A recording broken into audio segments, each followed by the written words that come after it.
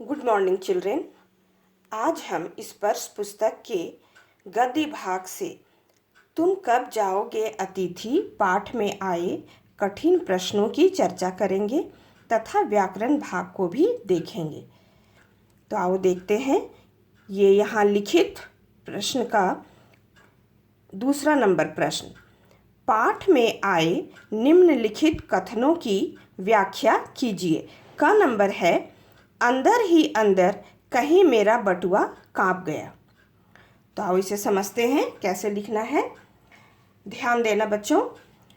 लेखक मध्यम वर्गीय परिवार के थे। यहाँ मासिक आय को ध्यान में रखकर ही खर्च किए जाते हैं। यहाँ मतलब मध्यम वर्गीय परिवार में मासिक आय का क्या अर्थ हुआ बच्चे? महीने में आने वाली इनकम, लाभ, उसको हम मासिक आय कहते हैं। तो यहाँ मासिक आय को ध्यान में रख कर ही खर्च किए जाते हैं। बिना बताए अतिथि के आने पर लेखक परेशान हो गया कि अतिथि का आदर कैसे किया जाए। मेहमान के आने से लेखक को महसूस होने लगा कि उस पर आर्थिक दबाव बढ़ने वाला है, अतः वह घबरा गया और अंदर ही अंदर उनका बटुआ कांप गया।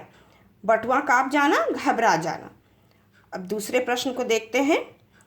अतिथि सदैव देवता नहीं होता, वह मानव और थोड़े अंशों में राक्षस भी हो सकता है। आओ इसे समझते हैं। जब अतिथि लेखक के घर से 4 दिनों बाद भी नहीं गए बच्चों, तब लेखक की यह धारणा बदल गई कि अतिथि देवता के समान होता है। बच्चों, हमारे यहाँ हम लोग सभी अपने अतिथि को देवता तुल्य मानते हैं। तुल्य मतलब के समान। तो लेकिन इतने दिनों तक रहने पर लेखक की धारणा बदल गई कि अतिथि देवता के समान होता है। यदि अतिथि मेजबान की आर्थिक एवं मानसिक स्थिति का बिना ख्याल रखे अधिक दिनों तक ठहर जाए बच्चे, तो उसका देवत्व समाप्त होने लगता है। अतः यहाँ लेखक को उनके अतिथि राक्षस तुल्य लगने लगे थे।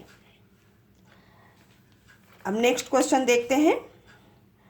लोग दूसरे के होम की स्वीटनेस को काटने न दौड़े। आओ इसे समझते हैं। तो बच्चों, स्वीट होम का अर्थ होता है खुशहाल घर। लेखक के अनुसार किसी को यह अधिकार नहीं है कि कोई किसी के घर की शांति को भंग करे। लेखक के अतिथि 4 दिनों बाद भी अपने घर वापस नहीं गए, तब लेखक एवं उनका परिवार आर्थिक तथा मानसिक क्लेश से गुजरने लगा था। क्लेश का अर्थ दुख, कष्ट। अतः इसी दबाव के कारण लेखक यह कथन कहते हैं कि लोग दूसरे के होम की स्वीटनेस को काटने न दौड़े। अब दूसरा क्वेश्चन देखो। मेरी सहनशीलता की वह अंतिम सुबह होगी। इसको कैसे करेंगे व्याख्या, समझते हैं। अतिथि को मजबूरी में झेलते हुए लेखक इतने परेशान हो जाते हैं बच्चे कि उनकी सहनशीलता जवाब देने लगती है। लेखक मानसिक तथा आर्थिक रूप से परेशान हो चुके थे। अंत में लेखक सोचते हैं कि यदि अतिथि 5वें दिन भी मेरे यहाँ रुके तो मेरी सहनशीलता की वह अंतिम सुबह होगी। नेक्स्ट क्वेश्चन देखते हैं। एक देवता और एक मनुष्य अधिक देर साथ नहीं रहते। आओ इसे समझें, क्या कहना चाहते हैं। लेखक, अतिथि को देवता समान माना गया है, किंतु आज के परिवेश में मध्य वर्ग के लिए अतिथि का एक दिन से अधिक घर में रुकना कई तरह के संकट पैदा कर देता है बच्चों। अतः लेखक का मानना है कि देवता अर्थात अतिथि, यहाँ अतिथि को देवता कहा गया है, तथा मनुष्य अर्थात लेखक अधिक समय तक एक दूसरे के निकट रहे तो वे एक दूसरे के प्रति सम्मान का भाव खो देंगे। अब हम लोग नेक्स्ट क्वेश्चन को देखें। ये ख नंबर का दूसरा नंबर क्वेश्चन कठिन है, इसे समझो। संबंधों का संक्रमण के दौर से गुजरना, इस पंक्ति से आप क्या समझते हैं, विस्तार से लिखिए। आओ बच्चों इसे समझें। संबंधों का संक्रमण के दौर से गुजरना का अर्थ है संबंधों में कड़वाहट आ जाना, बदलाव आ जाना। हम जिस समाज में श्वास ले रहे हैं बच्चे, वहाँ प्रतिदिन रोजी रोटी कमाने में ही दिन निकल जाता है। ऐसे में यदि कोई अतिथि एक दिन से ज़्यादा रुक जाए तो घर की शांति तो भंग होती ही है, साथ ही उनको वक्त देना भी मुश्किल हो जाता है एवं मेज़बान मानसिक एवं आर्थिक क्लेश से भी गुजरने लगता है। अतः किसी के यहाँ जाने से पहले हमें उनकी आर्थिक तथा सामाजिक हैसियत का अंदाज़ा अवश्य होना चाहिए हमें। अब हम लोग व्याकरण भाग देखें। यहाँ दिया है निम्नलिखित शब्दों के दो दो पर्याय लिखिए। पर्यायवाची शब्द लिखने के लिए कहा जा रहा है। यहाँ है चांद, तो चांद का बहुत सारे हैं, चंद्रमा, मयंक, शशि, राकेश, कुछ भी दो हम लोग लिख लेंगे। जिक्र, चर्चा, उल्लेख। आघात का क्या लिखेंगे? प्रहार, चोट। उष्मा का ताप, गर्मी। अंतरंग, अंदरूनी, भीतरी। दूसरा क्वेश्चन देखो।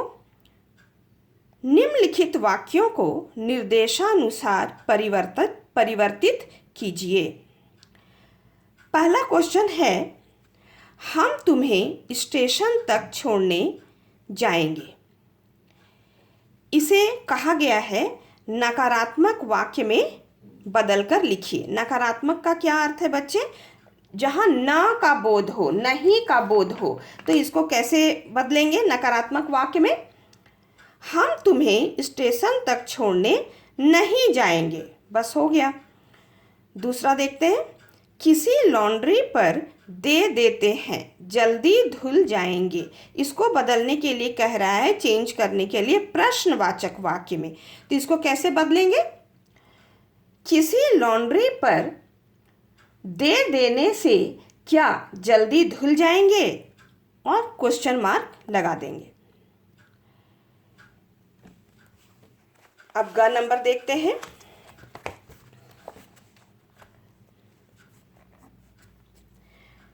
सत्कार की उष्मा समाप्त हो रही थी। इसको बदलना है भविष्यत काल में, फ्यूचर टेंस में। तो क्या हो जाएगा? सत्कार की उष्मा समाप्त हो जाएगी। ये हो गया फ्यूचर टेंस तुम्हारा। नेक्स्ट घ नंबर देखते हैं।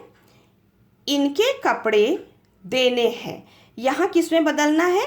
स्थान सूचक प्रश्नवाची, मतलब स्थान का बोध होना चाहिए, जगह का, और प्रश्नवाचक चिन्ह भी हमें डालना है। प्रश्न भी पूछी जाए ऐसा हमें चेंज करना है। तो इनके कपड़े देने हैं, तो इसको कैसे बदलेंगे? इनके कपड़े कहाँ देने हैं। कहाँ हो गया तुम्हारा स्थान सूचक, और प्रश्नवाचक भी हो गया। हम प्रश्नवाचक चिन्ह लास्ट में लगा देंगे। इनके कपड़े कहाँ देने हैं, क्वेश्चन मार्क। नेक्स्ट देखो। कब तक टिकेंगे ये, इसे नकारात्मक में बदलना है। अभी हम लोग पढ़ चुके हैं कि नकारात्मक जहाँ ना का बोध हो, तो यहाँ इसको कैसे बदलेंगे? ये नहीं टिकेंगे, पूर्ण विराम, क्वेश्चन मार्क हट जाएगा। तो बच्चों, ये सारे प्रश्नोत्तर एवं व्याकरण के सभी प्रश्नों के उत्तरों को अपनी स्पर्श की कॉपी में लिख लेना। साथ ही याद भी करते जाना बच्चों। टेस्ट के लिए 4 चैप्टर जो कि 16 मई तक समाप्त हो गए थे, वे हैं दुख का अधिकार, एवरेस्ट मेरी शिखर यात्रा, रैदास के पद एवं रहीम के दोहे। इन्हें अच्छी तरह से याद कर लेना बच्चों टेस्ट के लिए। Thank you.